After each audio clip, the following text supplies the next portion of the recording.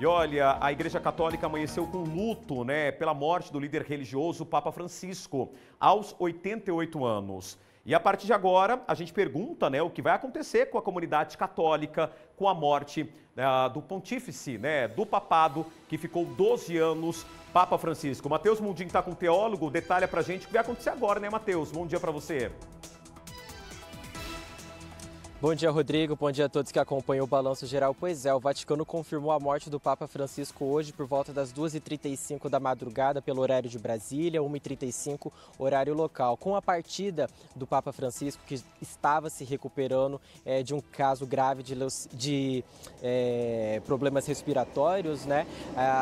Fica esse lapso, esse vácuo na Igreja Católica, no qual agora todos os fiéis perguntam o que vai ser da Igreja Católica a respeito disso. Para falar mais a respeito, eu converso com o professor da Universidade Católica Dom Bosco, Edmilson Esquinelo, para conversar a respeito de como que vai ficar a Igreja Católica, principalmente de um Papa que marcou muito, né, professor? Bom dia. Muito bom dia quem está acompanhando. De fato, é um pontificado diferente para a história. Primeiro, depois de 4 séculos, o primeiro Papa não europeu, latino-americano, argentino, mas acima de tudo conhecedor da Igreja e da caminhada do povo latino-americano. O Papa Francisco, quando assumiu, a primeira coisa que ele fez, ele disse: eu não quero continuar morando num palácio. Abriu mão do Palácio Apostólico e foi morar na Casa Santa Marta. E ele dizia: eu quero ser mais simples, quero conviver com o povo, e uma das expressões que ele sempre usava era que era uma igreja com cheiro de ovelha, e o pastor precisa ter cheiro de ovelha.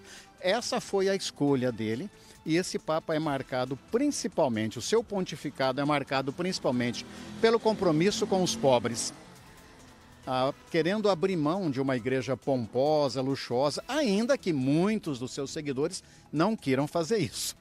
É difícil abrir mão de séculos de poder, de luxo e voltar ao que a gente chama ao Evangelho de Jesus Cristo. É isso que ele pediu. Agora, para além disso, é um Papa extremamente posicionado como líder mundial, e no momento em que a gente carece, a humanidade carece de grandes líderes, é com certeza uma das referências mundiais no tema da ecologia, no tema da luta pelo desarmamento, contra as guerras.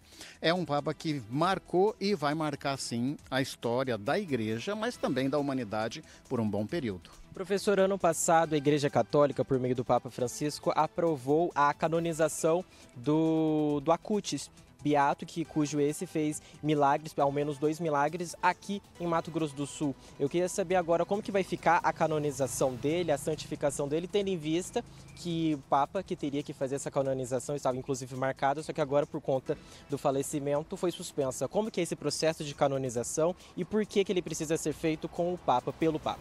É uma tradição, aliás, uma tradição bonita da Igreja, de escolher pessoas como referência de modelo de segmento, modelo de santidade. Infelizmente, acabam escolhendo muito mais europeus do que africanos e latino-americanos, muito mais homens do que mulheres, mas mesmo assim é um processo bonito. Às vezes a gente tem uma distorção, a gente corre atrás dos milagres e esquece que essas pessoas são apontadas como modelo. Em relação à sua pergunta, como se trata de um ato muito bonito, muito especial na Igreja, a tradição é reservar mesmo que seja feita numa cerimônia com o Papa.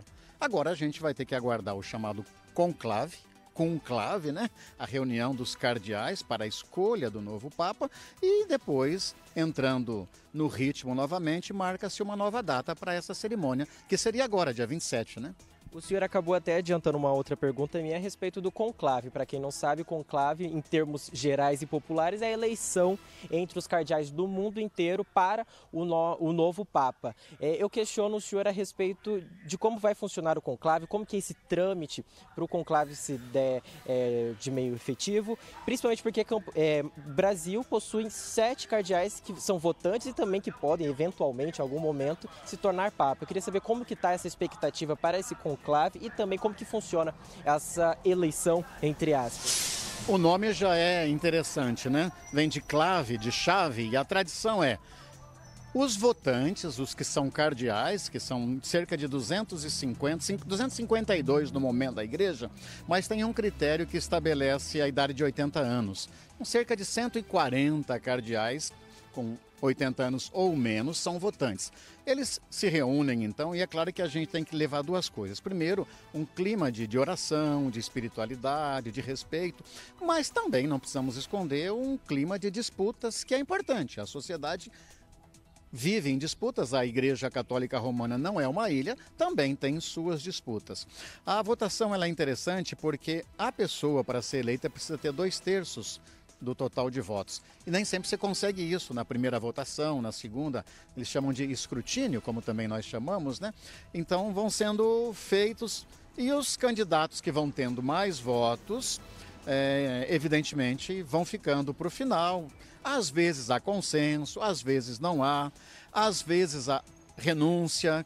Nós já tivemos casos de cardeais que disseram não. Papa Francisco até fez isso na primeira vez.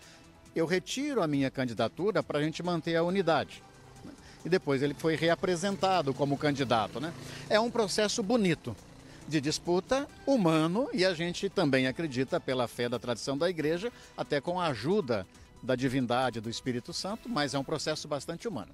Professor, agradeço demais pela sua entrevista aqui ao vivo com a gente no Balanço Geral. Rodrigo, só reforçando, a Igreja Católica confirmou a morte do Papa Francisco hoje, às 2h35 da madrugada, horário de Brasília.